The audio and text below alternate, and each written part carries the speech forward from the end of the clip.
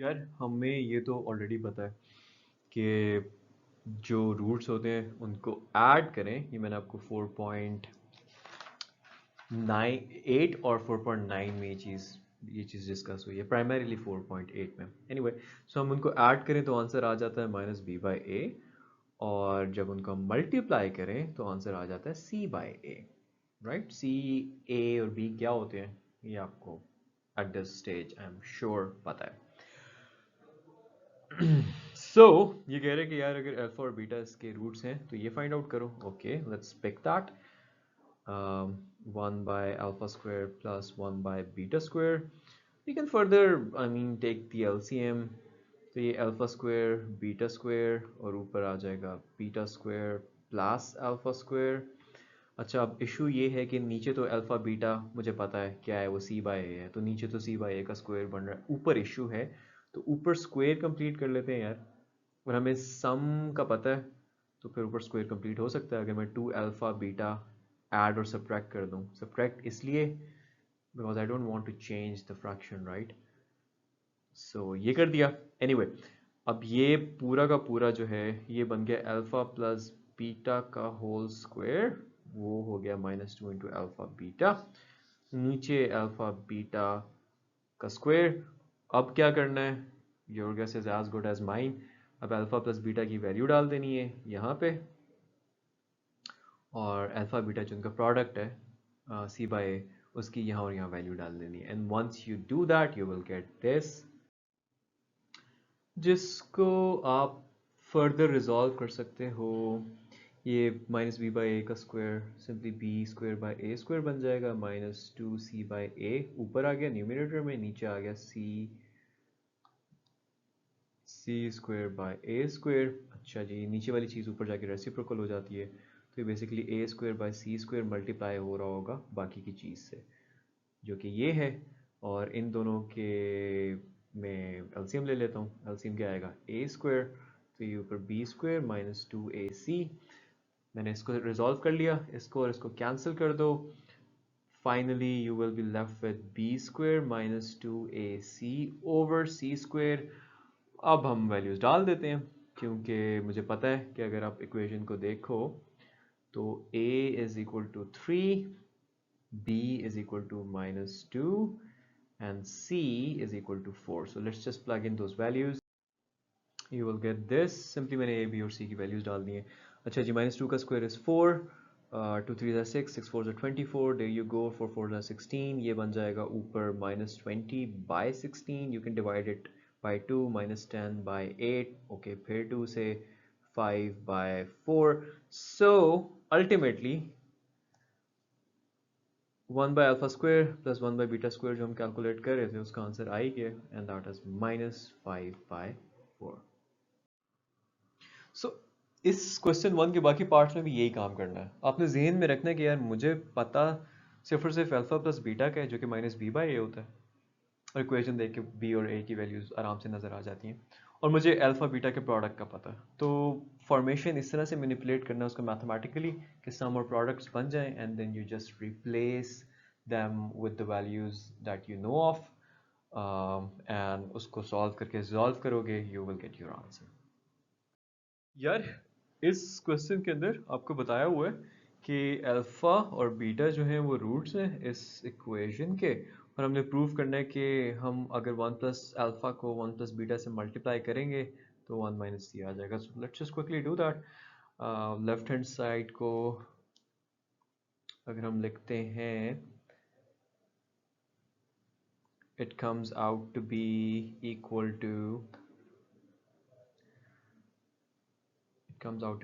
to this, right? 1 into 1 is 1, 1 into beta is beta, alpha into 1 is just alpha, alpha into beta is alpha beta. Sounds very familiar, but if it doesn't, so let me rearrange it ताकि you recall what we've been doing. So ये क्या है, ये सम of roots है, ये क्या है, ये प्रोडक्ट ऑफ रूट है। सम ऑफ रूट्स क्या होता है, सम ऑफ रूट्स होता है -b/a, मतलब यहाँ पे आप कह दोगे yeah, we know that, something like that, whatever you do। Alpha plus beta sum of roots minus b by होता है। और अगर हम इसमें बी चेक करें, बी क्या होता है, एक्स का कोएफिशिएंट, बी यहाँ पे माइनस बी है।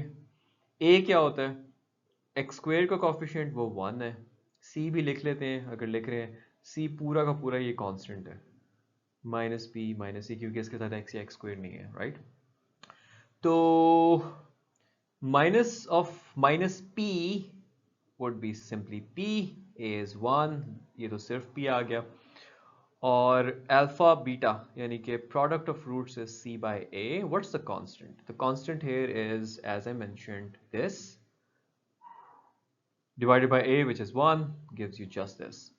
So हम ये दोनों values जो हैं ये इस वाली equation में डालते हैं, and once we do that we get 1 plus alpha plus beta की जगह simply p, और alpha beta की जगह हम minus p minus c लिख रहे हैं। ठीक हो गया? अच्छा जी, so just for clarity what I did was कि alpha प्लस बीटा जो है उसकी जगह मैंने सिंपली p डाल दिया, राइट।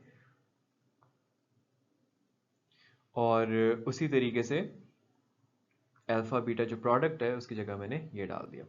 फाइनली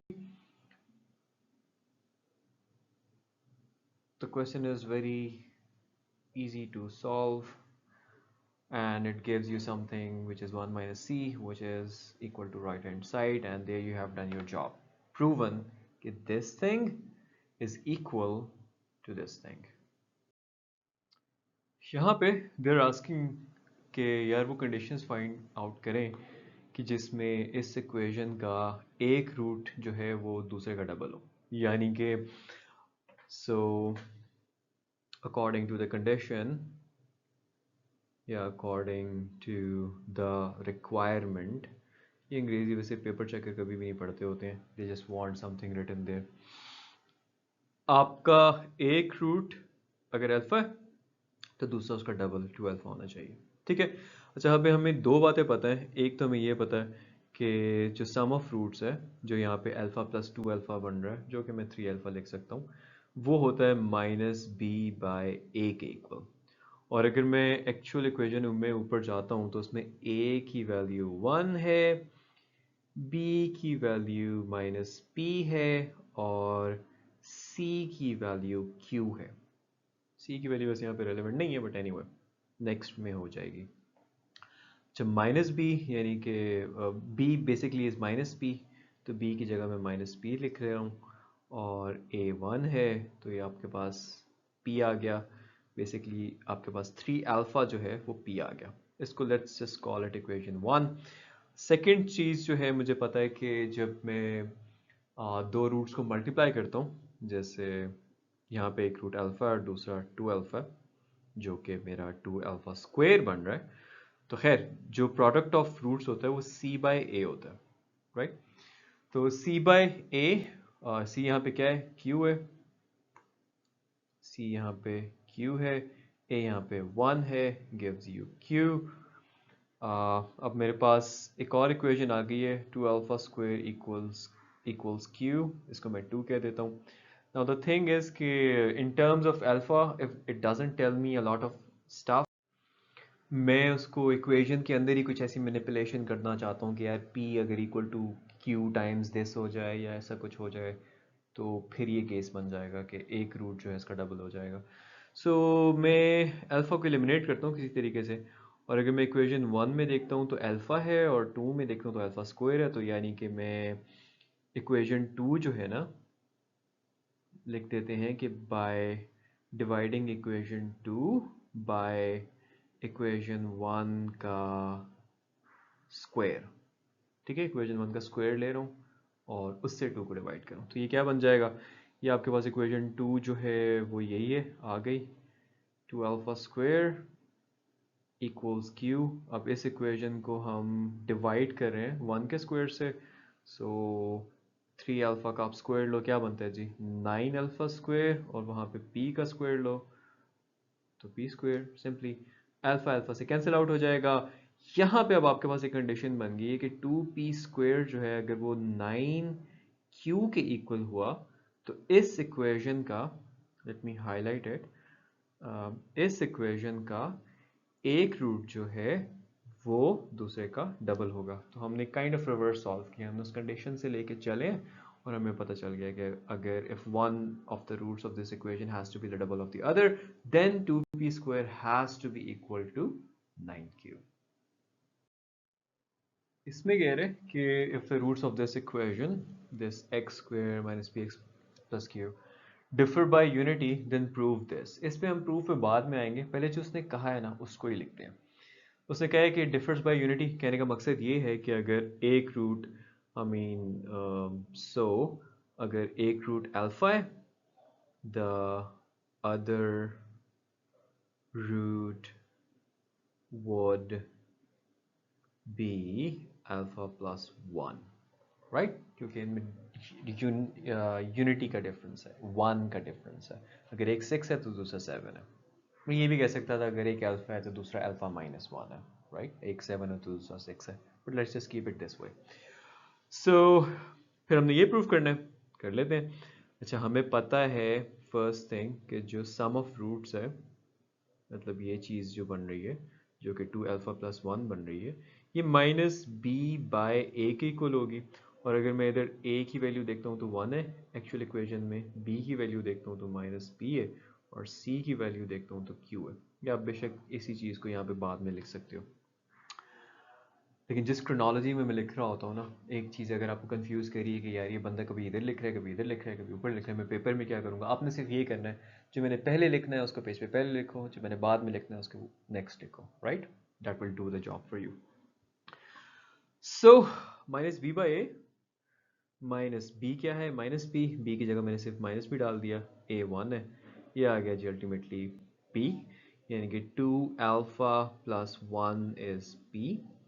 और सेकंड ये है कि अगर मैं अल्फ़ा को मल्टीप्लाई करता हूँ अल्फ़ा प्लस 1 से, which is the product of roots, तो ये बन जाता है अल्फ़ा, ये बन जाता है alpha square plus alpha which is equal to C by A, और c की वैल्यू यहाँ पे q है, a की 1 है, so simply gives you q। So basically alpha square plus alpha जो है वो आ गया आपका q। अगर अब आप नोटिस करो तो हमने अल्फ़ा की फॉर्म में लाना ही नहीं है आंसर ना, अल्फ़ा को एलिमिनेट करना है। तो अगर मैं इसको 1 कह देता हूँ और इसको मैं 2 कह देता हूँ, तो मैं 1 में से अल्फ़ा की वैल्यू जो है निकाल के 2 में प्लग इन कर सकता हूँ। So let's do that. अच्छा, so if I do it, मतलब अगर मैं 1 में से अल्फ़ा की वैल्यू निकालता हूँ तो अल्फ़ा की वैल्यू बन जाएगी, मतलब 2 अल्फ़ा इधर तो p माइनस 1 हो जाएगा, जिससे फर्दर मैं लिख सकता हूँ कि अल्फ़ा की वैल्यू बन जाएगी p minus 1 by 2। So putting alpha equals p minus 1 by 2 in equation 2, हमें क्या मिल जाएगा, p माइनस 1 बाई 2 का square plus p minus 1 by 2 equals q। अब सिंपली इसको सॉल्व करना है। सो p का स्क्वायर प्लस 1 माइनस 2p ऊपर आ गया, नीचे 2 का square 4 plus p minus 1 over 2 equals q। इन दोनों में मैं एलसीएम ले लूँगा जो कि 4 आ जाना है। सो p square plus 1 minus 2p तो वही का वही रह जाएगा, लेकिन क्योंकि इसको 2 से मल्टीप्लाई करने पड़ेगा 4 के लिए, तो ऊपर वाले को भी मल्टीप्लाई करूँगा 2 से। सो वो 2p माइनस 2 इक्वल्स q। ये मुझे नज़र आ रहे हैं कैंसिल हो रहे हैं, राइट? और ये आ जाएगा p square plus 1 minus 2 divided by 4 equals q। 1 minus 2 is simply minus 1, 4 को उधर ले गया, 4q। And if I rearrange it तो ये बन जाएगा p स्क्वायर, माइनस 1 को वहाँ ले जाऊँ, 4q plus 1, there you go, you just proved it कि अगर इस इक्वेशन का एक रूट जो है वो दूसरे रूट से उसका डिफरेंस 1 का है, मतलब अगर एक अल्फ़ा है तो दूसरा अल्फ़ा प्लस 1 है, तो फिर p स्क्वायर जो है वो 4q प्लस 1 के इक्वल होगा। इस क्वेश्चन में भी सम ऑफ रूट्स और प्रोडक्ट ऑफ रूट्स वाली ऑब्जर्वेशंस यूज़ हो रही हैं। सो पहली चीज़ जो हमें पता है वो ये है कि sum of roots alpha plus beta होता है -b/a। और अगर मैं इस इक्वेशन में जाता हूँ तो इसमें a जो है वो p है, b जो है वो q है और c जो है वो भी q है। तो अगर इसको मैं -b/a को रिजॉल्व करता हूँ तो ये बन जाएगा -q, a की जगह p। सो बेसिकली मेरी इक्वेशन बन गई है कि अल्फ़ा प्लस बीटा जो है वो फाइनली -q/p की इक्वल है। इसको मैं कह देता हूँ इक्वेशन 1 फॉर ईज। सेकंड जो है मुझे पता है कि जो रूट्स का प्रोडक्ट होता है अल्फ़ा बीटा वो c/a होता है और c जो है वो q है, a जो है वो p है and that gives me alpha beta का प्रोडक्ट, उन दो रूट्स का प्रोडक्ट इक्वल टू q/p, जिसको मैं इक्वेशन 2 कह सकता हूँ। अच्छा, इक्वेशन 2 से मैं एक फर्दर चीज़ निकाल सकता हूँ। If I take square root on both side, वो ये है कि square root of alpha beta is equal to the square root of q/p। अब है ये कि मैंने अल्फ़ा बाय बीटा का स्क्वायर रूट लाना है और बीटा बाय अल्फ़ा का स्क्वायर रूट लाना है। और अगर मैं इस इक्वेशन को इससे डिवाइड कर दूँ तो आई मीन अल्फ़ा जब डिवाइड होगा अल्फ़ा बीटा से तो 1/बीटा हो जाएगा, अल्फ़ा बाय बीटा नहीं होगा। सो बेहतर है कि मैं इस इक्वेशन 1 को इस इक्वेशन से, जिसको मैं 3 कह देता हूँ, इससे डिवाइड कर लेता हूँ, right. So dividing equation 1 by 3, what do I get? Equation 1 की लेफ्ट हैंड साइड है अल्फ़ा प्लस बीटा, इक्वेशन 3 की लेफ्ट हैंड साइड है अल्फ़ा बीटा का स्क्वायर रूट। इक्वेशन 1 की राइट हैंड साइड है -q/p, इक्वेशन 3 की राइट हैंड साइड है जो कि डिवाइड करी होगी स्क्वायर रूट q/p। सो मैंने क्लियर करके लिख दिया। अच्छा, तो मैं इसकी लेफ्ट हैंड साइड को ब्रेक डाउन कर सकता हूँ। मैं इसको लिख सकता हूँ अल्फ़ा डिवाइड हो रहा है जी अल्फ़ा बीटा के स्क्वायर रूट से और प्लस बीटा डिवाइड हो रहा है अल्फ़ा बीटा के स्क्वायर रूट से,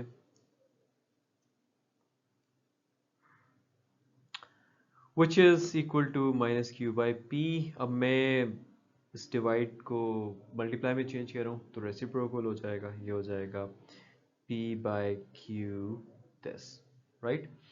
अच्छा, अब मैं इस अल्फ़ा को लिख सकता हूँ ना कि ये स्क्वायर रूट अल्फ़ा मल्टीप्लाई हो रहा है स्क्वायर रूट अल्फ़ा से, क्योंकि स्क्वायर रूट अल्फ़ा जो मल्टीप्लाई होता है तो अल्फ़ा ही आ जाता है। So let's just do that. Square root alpha और नीचे वाले को मैं लिख सकता हूँ square root alpha into square root beta. So, मैंने इसको और इसको I have taken care of this. इस बीटा को सिमिलरली मैं लिख सकता हूँ square root of beta into square root of beta और नीचे जो डिनोमिनेटर में है उसको मैं square root of alpha into square root of beta लिख सकता हूँ। इसी तरह q और p के साथ भी मैं ये कर सकता हूँ। q को मैं लिख सकता हूँ square root q into square root q और p को मैं लिख सकता हूँ square root of p into the square root of p। यहाँ पे भी मैं इसको भी मैं थोड़ा सा ब्रेक कर लेता हूँ ताकि आपको विजुअली इसको समझने में आसानी हो। वैसे तो it's very easy for you to understand, I am sure at this stage.